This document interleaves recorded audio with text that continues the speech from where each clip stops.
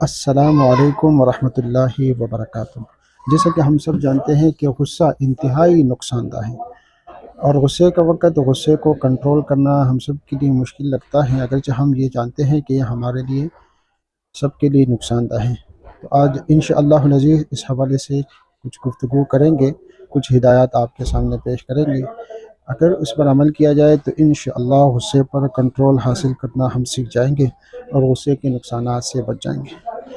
غصہ جیسا کہ ہم جانتے ہیں یہ بھڑکتی ہوئی آگ ہے، جو پی گیا اس نے بجھا دی، اور جو ضبط نہ کر سکا وہ اس میں خود بھی جلتا رہے گا۔ ذی وقار صاحب اکرم، ایک دانشور سے کسی نے پوچھا کہ غصہ کیا ہے؟ اس نے بڑا اچھا جواب دیا کہ کسی کی غلطی کی سزا خود کو دینا، یہ ہے غصہ۔ غصہ کے وقت تعوذ پڑھا کریں، یعنی اعوذ باللہ من الشیطان الرجیم پڑھا کریں، اور اس بات کا خاص خیال رکھیں کہ غصے کے وقت کسی پر تنقید نہ کرے، کسی کے عیب بیان نہ کرے اگرچہ وہ عیب اس میں موجود ہوں، لیکن غصے کے وقت اس پر تنقید نہ کرے، بلکہ جس پر غصہ آ رہا ہو اس سے دور ہو جانا، دور چلے جانا بہتر ہے۔ غصہ کے وقت پانی پینا چاہیے، میٹھا شربت پینا زیادہ بہتر ہوگا۔ غصے سے انسانوں کے دل ایک دوسرے سے دور ہو جاتے ہیں، تو اس لیے آپ نے دیکھا ہوگا کہ قریب موجود شخص سے بھی انسان غصے کے وقت بہت تیز آواز سے بات کرتا ہے، گویا کہ وہ اس سے بہت دور ہو۔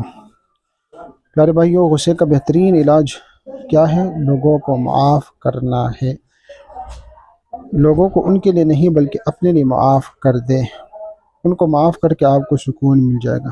اگر آپ معاف نہیں کریں گے تو کھڑتے رہیں گے، غصے کی آگ میں جلتے رہیں گے۔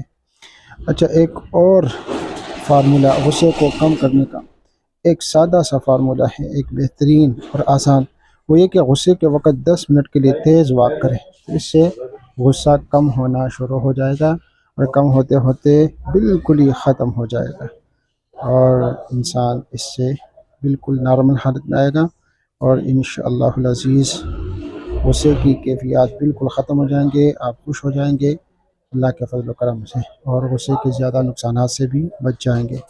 السلام علیکم ورحمۃ اللہ وبرکاتہ۔